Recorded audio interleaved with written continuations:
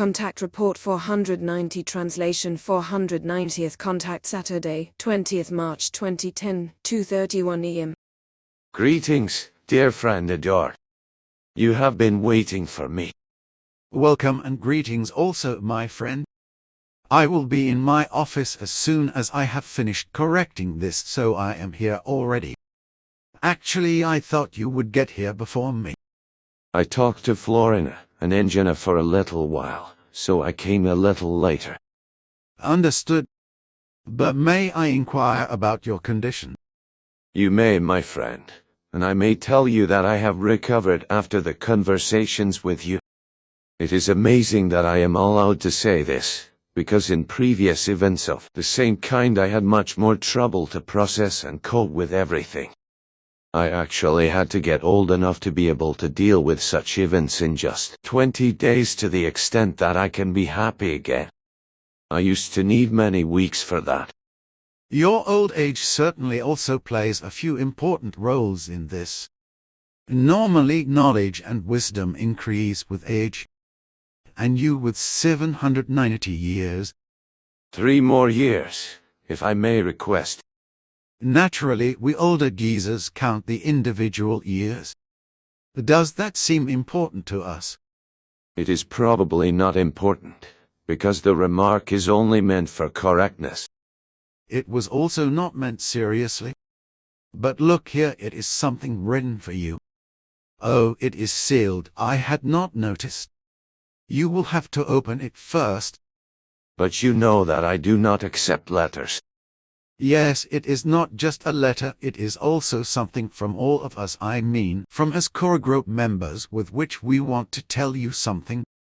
I did not know that. Opens the envelope and reads these words, and the names please me very much, for which I thank you worthily, also in the name of my daughters Simiase and Ptaah, because the kind words are also addressed to them. My dear, thanks for this for me and my daughters, very dear sympathy in our suffering. The words move me deeply and show me all your solidarity with my daughters and me. Thank you all very much.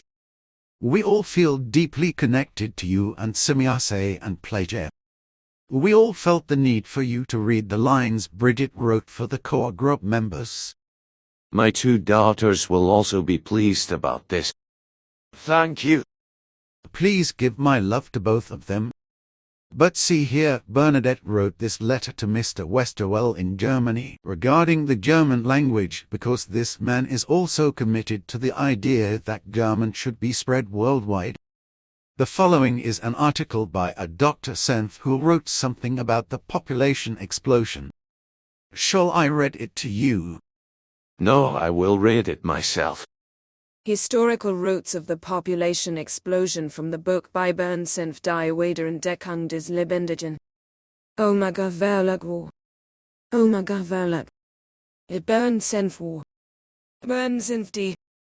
I would like to refer to another problem related to underdevelopment, misery, hunger and violence, which has escalated and continues to escalate and has contributed and continues to contribute significantly to the burial of the living, the population explosion. If we compare the accelerated growth of the world's population with other growth processes that occur in nature, we must conclude that it is completely unnatural growth.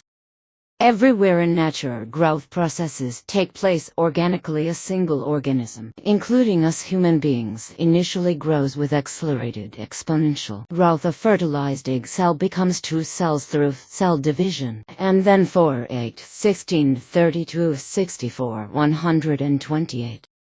But this exponential growth does not and cannot go on indefinitely, and is also unable to do so, but instead enters a phase of weakened, slowing growth until a saturation point is reached.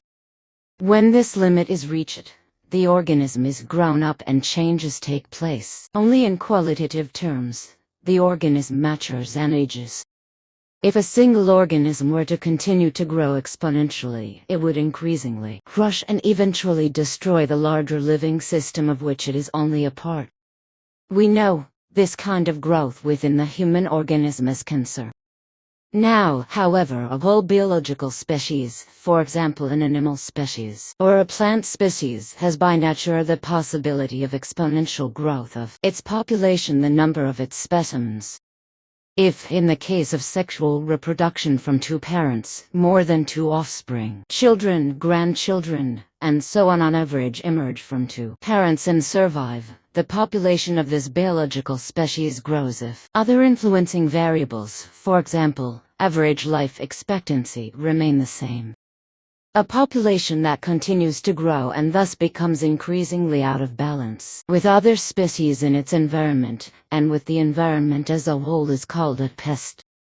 In the case of plants, this is referred to as weeds. These terms do not refer to the individual specimen. It can be a useful animal or, for example, a medicinal plant. A species only becomes a pest or weed when it is no longer in balance with the ecological system as a whole. Incidentally, many species have only become pests or weeds because human beings, with their way of life and technology, have thoughtlessly interfered with nature and destroyed the existing ecological balance, for example, by reducing or exterminating an animal species, which in turn feeds on another species and thus naturally keeps its growth under control. So wherever exponential growth occurs, it is something unnatural, pathological, destructive, cancer, pests, weeds. According to exactly these standards, humanity with its exponential population growth, which has now turned into a population explosion, is a pest or a tumor on the organism Earth. Has this kind of population growth always existed, and has it only become so acute in recent decades? Or was there previously a population development in harmony with nature, that is to say with other species and with the environment as a whole? And if so, has there historically been something like an initial spark that caused the population development to explode? The answer, which is explained below, is yes. The initial spark of the population explosion did not occur in today's Third World, but in Central Europe, and from there, in the course of colonialism, it spread like a chain reaction to today's Third World. The role of witch hunting. The main historical roots of the population explosion were not primarily, as is so often claimed, advances in modern medicine and hygiene, but the systematic eradication of women's originally widespread knowledge of natural contraception and the systematic channeling of sexuality for the purpose of reproducing human beings, while at the same time demonizing all forms of lust-oriented sexuality that do not lead to procreation. The originator of this systematic breeding program was the Church, and the essential means of its implementation was the persecution of witches, the destruction of the wise woman. This is the title of a book by Gunnar Einson and Otto Steiger, to which I will refer repeatedly in the following. The destruction of the knowledge of life energy. The witches of earlier centuries were not the evil, hunchbacked old woman with a cat on their shoulder and practicing evil spells as they are told in many fairy tales. Rather, they were wise women with a great deal of knowledge about health, illness and healing, as well as about questions of sexuality, contraception, pregnancy and birth. They were the bearers of a folk medicine based on natural healing methods, including life-energetic methods, and their affirmation of life and the emphasis on pleasure were also expressed in their ecstatic rituals and celebrations. Coven. The witches felt connected to the flowing life energy within themselves, often had a strong sexual charisma, could connect with the cosmic energy, which they called the Great Goddess, could let this energy flow through them and have a healing effect on others. They lived a form of spirituality that had not been possible in the frozen and male-dominated structures of the Church for centuries. The transmission or application of all this wisdom enabled women to decide about their bodies, about procreation, about pregnancy and birth, and to conceive or bear children only when they also wanted to. And the will to do so also depended on whether the child could be expected to have a sufficient material basis of existence, and a life worthy of human beings. If there were no prospects in this respect, but only hunger, poverty, exploitation, oppression, then the woman had little motivation to bring children into the world. And the witches knew how to prevent or avoid this when it was not desired. So there was knowledge spread all over the world, by the way of the effectiveness of certain plants which, for example, processed into tea and administered to women prevented conception for several years. Dimmu has also compiled interesting historical and ethnological material on this subject. In this way, women were able to live out their sexuality without the constant fear of unwanted pregnancy. In Europe, this knowledge had already been taboo in the Middle Ages under the influence of the Church and had been pushed underground, where it was guarded by witches and passed on to other women again and again. What interest did the Church have in finally eradicating this knowledge completely? It was both an economic and a sexual economic interest, and with the persecution and extermination of the witches, the Church killed two birds with one stone, so to speak. The destruction of contraceptive knowledge as a means of human production. The beginning of the systematic witch hunt does not coincide with a time when the population in Europe shrank dramatically due to climate-related famines, devastating economic crises and the Great Plague in the middle of the 14th century. In some areas, 70% of the population had been wiped out. The average in Europe is estimated at around 50%.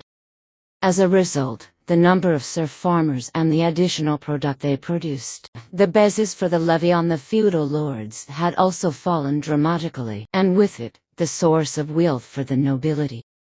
In some places this source of wealth threatened to dry up completely, and this also caused the basis of the social power and rule of the nobility to falter more and more. On the one hand, the nobility tried to reduce their loss of wealth by increasing taxes and pressure on the peasants in bondage. On the other hand, this was precisely what provoked more and more resistance on the part of the peasants, which resulted in peasant revolts. Under such devastating economic circumstances, rural women were less and less inclined to give birth to children. Now the biggest landowner at that time was the Church, which saw its economic power dwindling more and more. Large landowners without a rural population, who work the land as serfs, no longer produce wealth. So the Church superiors came up with a strategy of how they could get or force women to give birth to as many children as possible in order to produce population growth and regenerate the source of exploitation of human labor in the countryside. The reduction of sexuality to human breeding. From these considerations, the so-called witches' bull of Pope Innocent V, the canonical legal basis for the persecution of witches, was created in 1484. It was followed in 1487 by the official legal commentary of the witch bull, the so-called witch hammer of the two Dominican friars Sprenger and Instators. From both documents the direction and the actual purpose of the witch hunt are unmistakable. They are directed directly against all knowledge and abilities of witches in the field of contraception and abortion as well as lust-oriented sexuality. The application and passing on of such knowledge was criminalized and punished with death. The destruction of contraceptive knowledge alone would not have guaranteed stronger offspring. To achieve this goal, sexuality in its manifold forms of expression and experience was also reduced to heterosexual intercourse between spouses. All other forms of sexuality that did not lead to the breeding of offspring were declared fornication and also punishable by death. The corresponding laws were later also adopted by the state, that is to say, by the emperor, and with the expansion of his dominion, the persecution of witches then spread throughout Europe. That the feudal state had the same interest as the Church in this respect is evident from the above. But also with the dissolution of feudalism and the development of capitalism, the new ruling class, the bourgeoisie, initially had a great interest in a growing population in order to create a growing number of wage earners, with correspondingly falling wages as well as a growing number of cheap soldiers for their colonial conquests. Even the Church Reformation, which worked towards a greater secularization of the faith and criticized and fought against many abuses of power by the Catholic Church, agreed with the Pope on the issue of witch hunting and under Luther did not distance itself from this mass murder of women, but supported it. In this respect not only the path of the Catholic, but also that of the Protestant Church as far as the persecution of witches is concerned is marked with traces of blood.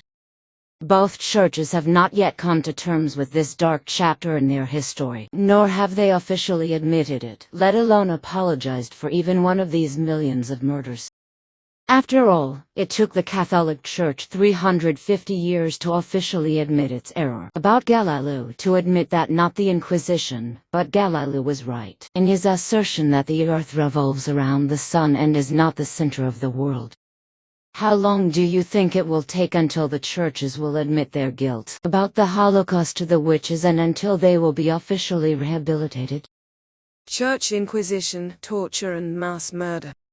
To convict the witches for their alleged crimes, they first had to be identified as witches. Accordingly, the Inquisition sent an army of men across the country who called on the population to spy and denounce them, and paid a bounty for every report of a witch. The denunciation of women as alleged witches thus became a flourishing business for many.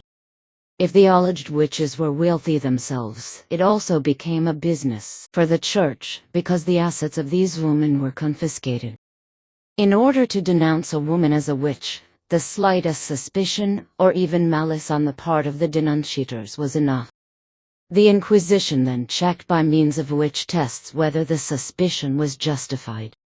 A witch test, for example, consisted of examining the woman for so-called devil marks.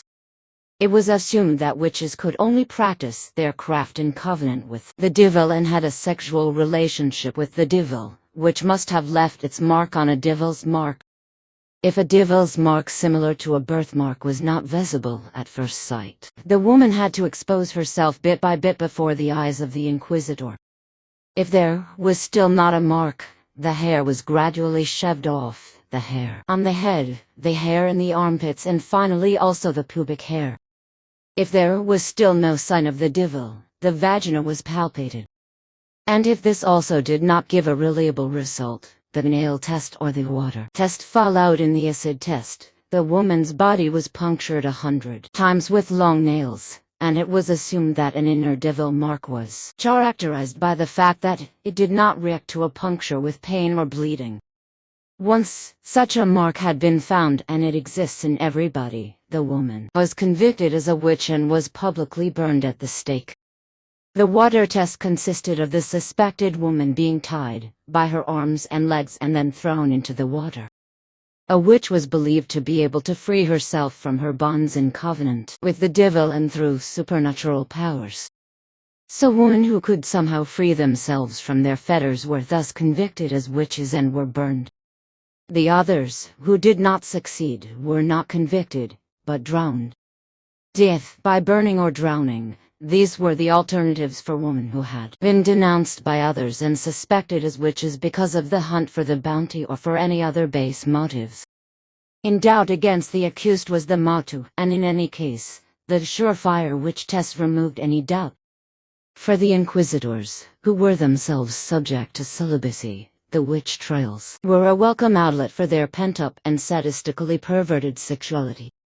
The public burning of witches had a similar function for the masses, for the more the witch hunts condemned lustful sexuality as fornication and punished it with death, the more a climate of sexual hostility and sexual fear spread, which dammed up sexual energies and could only find its outlet in destructive discharge. In this respect, the public burning of witches also fulfilled an important mass psychological function. Another aspect of witch persecution was the torture of the alleged witches, in order to obtain a confession from them, and to force them to denounce other women. In torture chambers their limbs were torn apart and torn from their bodies, and other cruelties were committed against them until they were tortured to death. On the bodies torn apart and cut open in such a way, one could now study how the human body is constructed from the inside. This was the beginning of anatomy, one of the foundations of modern medicine. In the course of the emerging mechanistic worldview, one sought access to the understanding of illness and health by dismembering and cutting up the body. Somewhere the disease had to be located, somewhere an organ or tissue had to be changed compared to the healthy state of an organism. Burning of witches and the destruction of popular medicine. After the witches' wisdom and knowledge of the functions of sexuality and life, energy and the energetic methods of prevention and healing derived from them had been eradicated, it was no longer possible to imagine a life energetic understanding of illness, health and healing at all. In accordance with the mechanistic understanding of nature, they looked for any parts that were no longer intact and like a broken machine needed to be repaired, or for material pathogens as the alleged sole cause of the disease, which then had to be identified, fought and killed. The catastrophic state of health of the population, which was reflected among other things in high numbers of fatal pregnancies and stillbirths as well as increased infant mortality, was to a large extent only the consequence of the preceding destruction of folk medicine, the carriers of which had been witches and midwives. With the extermination of witches and midwives, antenatal care and obstetrics were increasingly transferred to men and eventually became their domain. Women were completely pushed out of this activity, or relegated to subordinate auxiliary services. The men, however, had not the slightest idea of the natural functions of female sexuality, of pregnancy and birth, and now tried to reduce their deficit by dissecting female bodies. It is understandable that, as a result of this type of medicine, diseases first became more frequent, for example, complications at the puerperium due to unsterile cutting during birth, and that the sterilization of medical instruments, on the other hand, represented a major advance.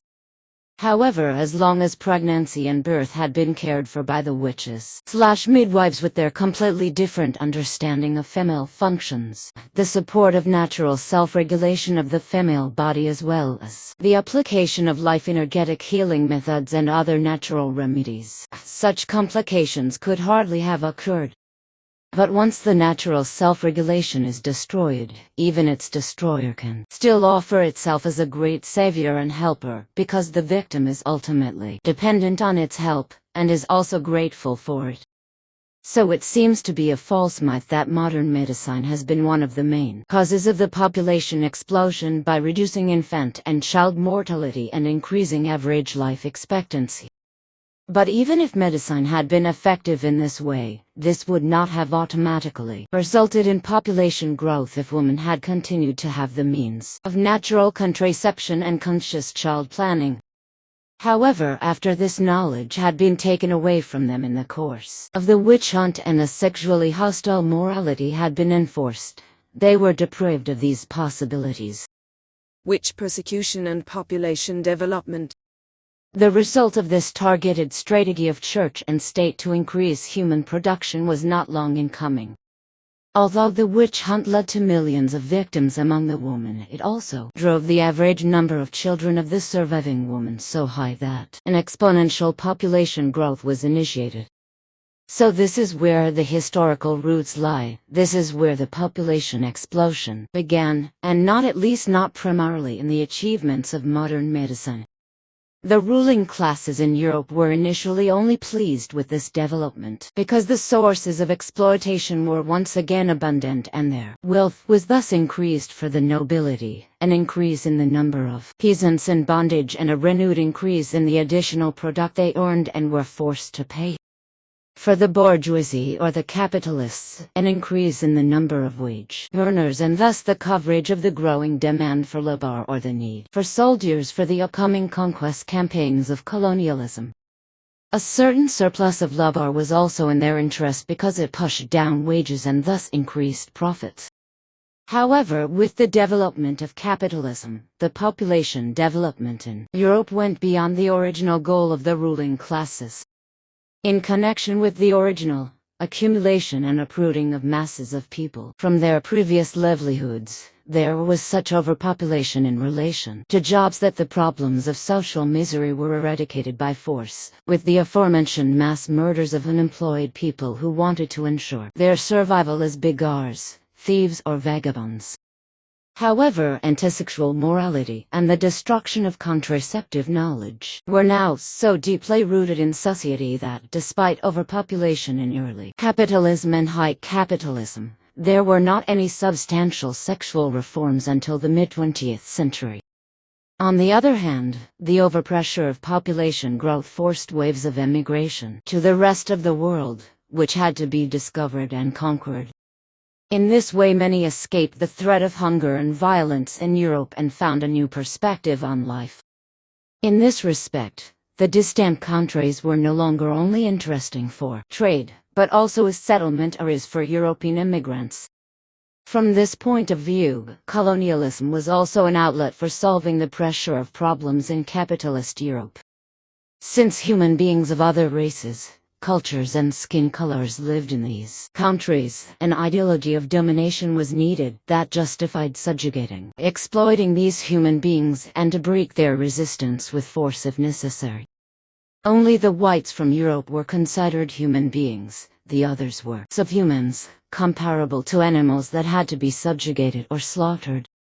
The Church gave its blessing to all the genocides and enslavement, to all the destruction of foreign cultures, traditions and religions, and sent its missionaries out into the world to pave the way for colonization and to provide ideological security. By destroying still existing natural religions and sex-affirming ways of life, which were fought against as pagan and immoral, she also destroyed the still existing knowledge and the willingness and ability for conscious child planning. The Pope still travels to the Third World and declares contraception a cardinal sin. This is not the first time that the Catholic Church is complicit in unbelievable human misery and consoles its faithful to a better hereafter if they only believe in the God of the Church and submit to their fate. Like other patriarchal religions that emerged in the last 6,000 years after the origin of violence, the faith of the Roman Catholic Church is also deeply masochistic, suffering and submission instead of lust, joy of life and self-confident development. Instead of perceiving and allowing the divine figure note the creative in oneself and in nature to flow as sexuality and creativity and to feel connected to all living and loving in the same cosmic life energy. In the patriarchal and sexual religions, the divine is buried in one's own body and split off and projected into the hereafter as a punishing God to whom one must submit. The spirituality of witches and other natural religions, which included a direct sensual experience of the divine in one's own body, had to be destroyed by the Church for this reason. The trust in one's own power, the sensual experience of the healing and loving power of the life energy in oneself in connection with other human beings and nature as a whole, made any belief in a God in the hereafter or in his supposed representatives on earth obsolete. On March 15, 2010, 1806, Ondrej Stepanovsk wrote under a Stepanovsk. Dear Professor Synth, I would like to ask your permission to publish the chapter Historical Roots of the Population Explosion from your book The Rediscovery of the Living in Our FIGU Bulletin. You can offer this chapter free of charge in PDF format on your website. The FIGU Bulletin is a service of FIGU Free Interest Group for Frontier and Humanities and Ufological Studies, which is published free of charge on the FIGU website at //wu.figu.org in PDF format sporadically according to demand and according to available material. A few hundred copies are also printed as stapled sheets and sent to passive members of FIGU or to interested parties. We would of course include all references to your persons, your website, and your book in the chapter and publish it in unchanged form. Only we would like to make one single remark regarding the term the divine, which you use, which is as follows: instead of perceiving and letting the divine FIGU note the creation in oneself and in nature flow as sexuality and creativity and feeling connected to all living and loving in the same cosmic life energy, in patriarchal and sexistal religions the divine is buried in one's own body and is split off and projected into the beyond as a punishing God to whom one has to submit. As FIGU has been dealing intensively with the explosive topic of overpopulation since 1975, we would be extremely pleased to publish your chapter in our bulletin, as we are enthusiastic about it, and some of us will certainly look for your book or study your other valuable work concerning economy and so on. I look forward to your reply. Ondrej Stepanovsk, FIGU passive member. Sent Monday, 15th March 2010, 2046. Subject to request to publish a chapter of your book. Dear Ms. Stepanovsky, I agree with the publication you plan to make according to your attached letter in the Figu Bulletin. With kind regards, Bernd Senf. Senf Monday, 15th March 2010 2056. Subject to request to publish a chapter of your book. Dear Mr. Senf, thank you very much for your affirmative answer. After the bulletin with your chapter has been published, I will send it to you by email as an attachment. If you do not wish to receive it, you can tell me. Good luck in your work, Andrei Stepanovsky. I think the letter and the article are good. Both topics should be raised and spread more, because they present things the way they really are. You should also publish both in a bulletin. That is also what I have in mind. Yes, Mr. Senf has given us permission to publish his article in a bulletin. But see here, this is the version that we want to put in front of all translated books and brochures. What do you think? Ptaah reads. Essential requirement for understanding this reading.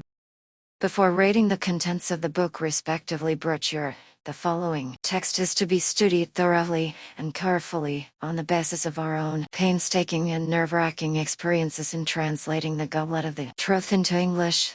It has been finally proven that a comprehensively correct and faithful translation of our doctrinal readings from German into another earthly language is impossible. Since our Florence friends have come to the same conclusion on the basis of their own investigations by their linguists, FIGU Switzerland Mother Center does not translate any other books into foreign languages, except the Goblet of the Truth. We concentrate on the preservation and distribution of the original texts. We do not take responsibility for the misunderstandings and mistranslations that inevitably arise from translations. However, we, Billy Eduard Meyer Billy Eduard Albert Meyer and FIGU Switzerland, do allow translations of our books in small type into foreign languages. The following conditions must be observed if a person or a group wants to translate a book or a text with the intention of a publication in printed or electronic form. They must first clarify the situation with FIGU Switzerland. The copyright and the license of a work remain in any case unrestricted with Billy Eduard Albert Meyer or FIGU Switzerland. Before a translation, a written permission must be obtained from Billy Eduard Albert Meyer or FIGU Switzerland and, depending on the case, a contract must be concluded. The translation must be done directly from the original German text. The persons or grouping concerned is responsible for ensuring the best possible translation. FIGU Switzerland does not guarantee and is not responsible for the correctness of the translations, because it is impossible to translate the German language correctly into other languages. The name of the translator must be attached to each translation. If there is not yet a study or national group in a country, it is useful and desirable to publish the address of the translator as well. Texts which are only published in electronic form must be made available free of charge to any existing FIGU subsidiary group, study or national group in the country concerned. The latter will make the text available in 2 languages on the internet and will immediately make any corrections to the document in question. If there is not yet a study or national group in the country concerned, the translated texts will be published on the website of the FIGU Mother Center for the country concerned. In the case of coded humanities texts except contact reports and novels, the original German text must be printed as a means of comparison. This text is to precede every book or brochure bilingually as an introduction. It is also to be considered that a code is woven into the German texts of Billy Eduard Albert Meyer. This code is only fully effective if every word from the beginning to the end of the text is in its correct place and written without errors. The code releases impulses from the memory bank RE which hit the reader and begin to take effect in him. This process is unconscious and has nothing to do with coercion or manipulation, but only with the knowledge that is stored in the memory banks for all times and that very slowly begins to penetrate consciousness again when triggered by corresponding impulses. This effect also occurs when someone reads the German text who is not fluent in the German language. It is not important whether the text is spoken softly or loudly or only read. The German language originates from the Old Lauranian, and interestingly enough, it has exactly the same number of letters per word. Example: Salome Gemnen Benord equals peace be upon the earth. It is not possible for Billy Eduard Albert Meyer to include the code in a language other than German because no other language is suitable for code recording. In addition, it must be taken into account that many words in terms of the German language do not exist in other languages, which is why all foreign language translations can only incompletely reproduce the meaning of the German original.